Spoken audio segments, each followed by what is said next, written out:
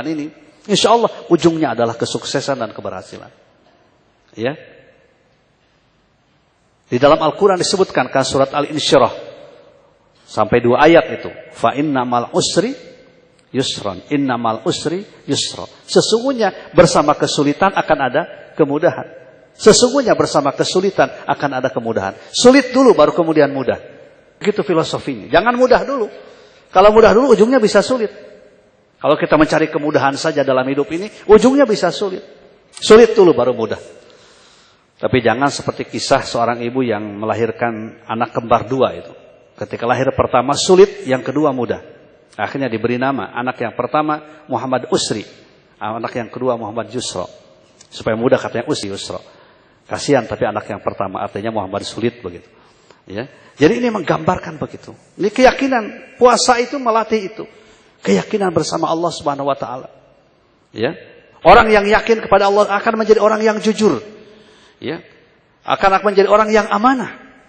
Kejujuran dan amanah itu bagi orang yang beriman merupakan bagian yang penting dari bukti keimanan kita. Sampai Nabi mengatakan, la imana liman la amanata. Tidak ada iman bagi orang yang tidak amanah. Ya. Ini kebagian dari akidah, keamanahan itu, kejujuran, keamanahan. Orang yang beriman pasti dia hanya ingin mencari rezeki yang halal. Dia tidak mau mencari rezeki yang haram. Ini bagian penting dari hasil ibadah puasa yang kita lakukan. Ya. Karena orang yang beriman yakin yang halal itu jauh lebih mudah ketimbang yang haram. Kita harus rubah nih paradigma berpikir kita.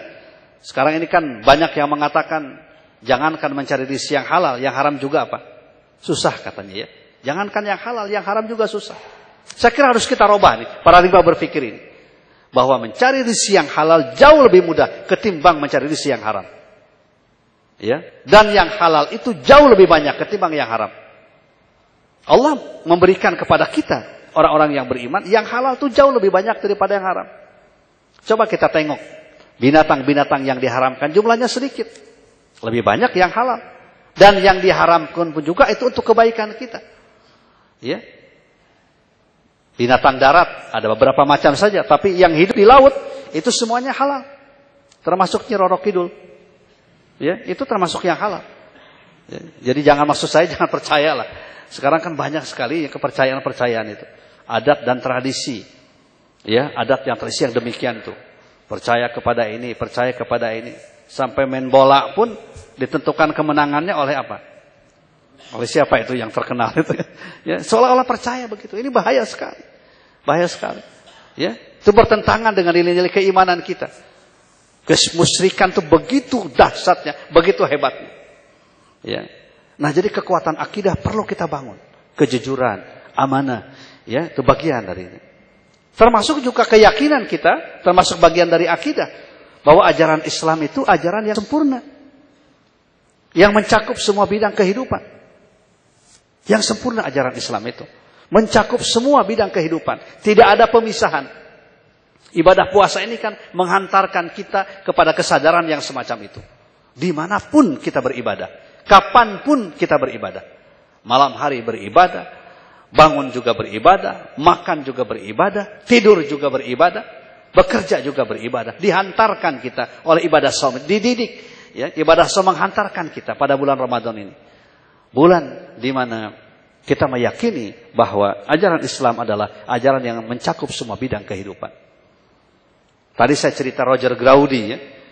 Dia masuk Islam itu karena 3 hal penyebabnya ketika ditanya. Salah satunya adalah ya ketika ditanya apa yang menyebabkan Anda tertarik pada Islam. Dia mengatakan bahwa ajaran Islam itu ajaran yang selalu dikaitkan dengan nama Allah. Tidak ada satupun perbuatan yang tidak dikaitkan dengan nama Allah. Ya, karena itu kata beliau, kalau kita melakukan pekerjaan apapun selalu dikaitkan dengan nama Allah. Memulai pekerjaan dengan ucapan Bismillahirrahmanirrahim. Mengakhiri pekerjaan dengan ucapan Alhamdulillah. Kalau berjanji, InsyaAllah. Kalau kita terlanjur melakukan kesalahan, Astagfirullah, menyebut nama Allah. Ya, sedang puasa misalnya lupa minum. Kan kalau lupa tidak batal ya. Tapi jangan mengatakan apa setelah itu. Alhamdulillah. Lupa gitu, mudah-mudahan lupa. Kita mengatakan Astagfirullah. Bahkan masuk ke kamar kecil bayangkan itu. Menyebut nama Allah. Allahumma itu kan artinya ya Allah. Allahumma inni a'udzubika minal khubusi wal khaba'is. Ya, ya Allah, aku berlindung kepadamu dari godaan setan laki-laki dan godaan setan betina atau perempuan. Ya. Masuk ke kamar kecil jangan sampai salah doanya. Lama 2 jam. Ketika masuk rupanya doanya bismika Allahumma ya bismika amut. Akhirnya tidur gitu ya. Nah, jadi itu semuanya terkait dengan nama Allah. Tidak ada kata yang tidak terkait. Ya. Ketika kita bertemu, kita mengucapkan salam, salam juga akan menyebut nama Allah. Kedamaian buat Anda dari Allah Subhanahu wa taala, sumber kedamaian. Makanya sebenarnya setelah assalamualaikum tidak perlu ditambah-tambah dengan yang lain. Assalamualaikum warahmatullahi wabarakatuh. Di kita kan jadi tradisi. Salam sejahtera buat kita semuanya. Jadi ikut-ikutan kita. Padahal cukup dengan mengatakan apa? Assalamualaikum warahmatullahi wabarakatuh. Itu ucapan yang sudah universal. Keselamatan buat kamu sekalian. Dari Allah Subhanahu, keberkahan, ya, rahmat, kasih sayang dari Allah Subhanahu wa taala. Itu kan doa itu. Doa. Kita kadang-kadang suka ikut-ikutan. Ya, padahal kalau bagi muslim sudah saja mengatakan apa? Assalamualaikum warahmatullahi wabarakatuh. Tidak perlu ditambah-tambah dengan yang lain. Ya. Sehingga menjadi seolah-olah itu sama dengan nilainya assalamualaikum gitu. Kalau tidak, padahal muslim semua. Ya. Kan aneh kalau penceramah itu assalamualaikum warahmatullahi wabarakatuh. Salam sejahtera buat kita semua. Padahal ceramah di masjid, ya, yang hadirnya orang Islam semua. Kenapa kita masih tambah-tambah lagi? Cukuplah dengan salam. Mendoakan kan keselamatan buat orang lain. Ya, sampai lewat kuburan juga kan dianjurkan. Assalamualaikum ya ahlal kubur wa inna insyaallah bikum lahiqun. Keselamatan mereka wahai ahli kubur dan kami semua akan menjadi generasi penerus kamu sekalian. Tapi jarang yang mengucapkan salam kalau lewat kuburan. Ketika ditanya kenapa? Karena takut ada yang jawab katanya. Nah, jadi ini sebenarnya dia mengatakan saya tertarik pada Islam karena ini. Apa artinya? Kata beliau, artinya adalah kalau kita mengawali pekerjaan dengan ucapan basmalah menyebut nama Allah, artinya kita meyakini bahwa apapun yang kita lakukan harus sesuai dengan ketentuan-ketentuan Allah Subhanahu wa taala. Tidak boleh ada perbuatan-perbuatan yang misalnya dengan ucapan bismillah tapi pekerjaannya pekerjaan yang tidak baik. Saya sering memberikan contoh di kampus ya. Ucapan bismillah itu enggak boleh jadi formalitas. Ya, sedang ujian mau lihat catatan bismillahirrahmanirrahim supaya mantap. Kemudian ketika lewat ngawas summum bukmun, ya, umyun fa hum la yarjiun. Ya, coba itu sadis itu. Ya, kalau yang demikian. Artinya itu dikaitkan dengan nama Allah. Makanya apapun yang kita lakukan itu bagian dari ajaran Islam. Ya. Makanya sekarang ada istilah ekonomi syariah. Ekonomi Islam, di kita aja di Indonesia ekonomi syariah, syariah economics. Tapi kalau di luar Indonesia itu adalah ekonomi Islam, Islamic economics. Kalau di kita bank syariah, ya, tapi kalau di luar negeri Islamic bank, ya, bank Islam. Tapi sama sajalah. Jadi intinya apa? Kita baru sadar bahwa ternyata ekonomi pun juga berkaitan dengan akidah. Coba contohnya bahwa kegiatan ekonomi berkaitan dengan akidah. Ya, di dalam sebuah hadis dikatakan at-tajirus shaduq al-amin ma'asyuhada ya was-shalihin fil jannah. Pedagang yang jujur yang amanah. Bayangkan itu, pedagang yang jujur yang amanah kelak di akhirat akan bersama dengan para syuhada dan para sholihin di surga. Ini kan menggambarkan kegiatan berdagang pun juga ternyata termasuk kegiatan akhirat. Bukan semata-mata urusan dunia.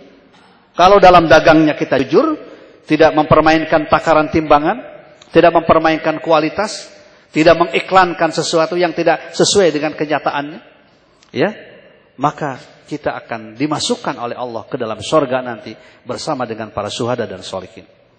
Ya. Sebaliknya, orang yang pedagang yang tidak jujur, yang tidak amanah, yang mempermainkan takaran timbangan. Ya, saya tadi dengar di El Sinta ada beberapa tempat itu ada yang sidak itu ya terhadap di pasar. Itu ternyata banyak pedagang yang timbangannya itu memakai ini magnet itu, memakai magnet katanya, sehingga bisa mempercepat itu. Jadi kalau misalnya untuk 1 kilo padahal bisa pada 8 on itu menjadi 1 kilo. Katanya. Coba itu kan. Bagaimana tuh ancamannya buat orang yang demikian? Ini contoh kecil saja. Berkaitan dengan masalah akidah keyakinan. Allah menyatakan wailul lil mutaffifin Alladzina idza qtalu 'alan nasi yastawfun wa idza kaluhum aw wazanuhum yukhsirun. Ala yadhunnu ulaika annahum mab'usun liyaumin 'adzim yauma yaqumun nasu rabbil alamin. Kecelakaan buat mutaffifin. Orang-orang yang mempermainkan takaran timbangan. Alladzina idza qtalu 'alan nasi yastawfun. Kalau dia menerima takaran, menerima timbangan dari orang lain, yastawfun. Dia penuhi dengan baik. Tapi kalau dia menakar, menimbang untuk yang lain, dia mengurangi takaran timbangan itu. Ala yadhunnu ulaika annahum mab'usun. Apakah orang-orang yang melakukan kegiatan tidak yakin bahwa mereka kelak akan dibangkitkan di hadapan Allah Subhanahu wa ta'ala. Jadi ekonomi termasuk kegiatan yang berkaitan dengan akhirat. Ya. Nah, demikian pula ibadah yang kita lakukan berkaitan dengan urusan dunia. Jangan dikira bahwa ibadah saum yang kita lakukan semata-mata urusan akhirat, urusan dunia. Orang yang puasanya benar, dia pasti akan punya kekuatan, punya etos kerja, punya semangat. Ya. Dia akan semangat untuk mempersembahkan yang terbaik. Makanya kan peristiwa-peristiwa besar yang terjadi di zaman Rasulullah SAW itu terjadi pada bulan Ramadan. Karena bulan Ramadan itu bulan kekuatan. Ketika spiritual yang naik, material yang diturunkan, rohani yang naik, materi jasmani yang diturunkan, maka akan timbullah kekuatan di situ. Makanya kan semuanya peristiwa besar terjadi pada bulan Ramadan. Turun Al-Quran pada bulan Ramadan. Futuh Makkah pada bulan Ramadan. Perang Badar dimenangkan kaum muslimin pada bulan Ramadan. Umar bin Khattab menaklukkan Israel, ya, itu pada bulan Ramadan. Kemudian juga pada beberapa puluh tahun yang lalu, ketika terjadi peperangan Arab Israel, kan biasa selalu kalah. Arab itu selalu kalah. Tapi ketika terjadi pada bulan Ramadan tahun 76, ya, itu ternyata hanya dalam waktu 6 hari Mesir bisa mengalahkan Israel pada bulan Ramadan. Ya, semua peristiwa besar pada bulan Ramadan. Jadi puasa itu sebenarnya terkait dengan kehidupan dunia. Ya, dengan kekuatan yang kita miliki. 17 Agustus tahun 45 itu juga terjadi pada bulan Ramadan. Ya, saya baca Buya Hamka menyelesaikan tafsir Al-Azhar itu juga pada bulan Ramadan. Ibnu Khaldun, ya, seorang tokoh sosiolog dari Islam yang namanya diabadikan di beberapa perguruan tinggi, Universitas Ibnu Khaldun, itu juga menyelesaikan tulisannya, karyanya yang monumental itu pada bulan Ramadan. Ya. Demikian pula yang lain. Tafsir Munir diselesaikan oleh Imam Nawawi Al-Bantani. Jadi Imam Nawawi itu ada 2 tuh, ya. Kemudian diberi namalah Al-Imam Nawawi Al-Bantani. Jadi kalau orang ulama Indonesia belajar di Mekah, itu biasanya nama daerahnya suka disebut. Imam Nawawi Al-Bantani, Imam Ahmad Al-Minangkabawi, ya. Yang belum saya dengar tuh Al-Boghori. Yang lain selalu apa? Nah, itu beliau menyelesaikan tafsir Munir sehingga beliau mendapatkan gelar doktor honoris causa gara-gara tafsirnya dari Al-Azhar University. Itu juga dia selesaikan pada bulan Ramadan. Jadi Ramadan sebenarnya bulan kekuatan. Ya, makanya kalau orang banyak berpuasa, bukan hanya bulan Ramadan, dia banyak berpuasa, insya Allah dia akan menjadi pribadi yang kuat. Pribadi yang istiqomah, akan berhasil dalam kehidupan. Apapun juga profesi dan jabatan serta kedudukan. Ya. Bahkan bukan sekedar akan kuat. Orang yang suka puasa juga dia mengalami kenikmatan terus hidupnya. Jadi nikmatnya itu terus menerus gitu, ya. Tajdidun nikmah. Puasa itu kan tajdidun nikmah. Tidak ada kenikmatan seperti ibadah saum. Termasuk juga ibadah nanti pada waktu buka kan. Janji Rasulullah kan. Orang yang berpuasa itu mendapatkan 2 kegembiraan. Salah satunya apa? Pada waktu berbuka.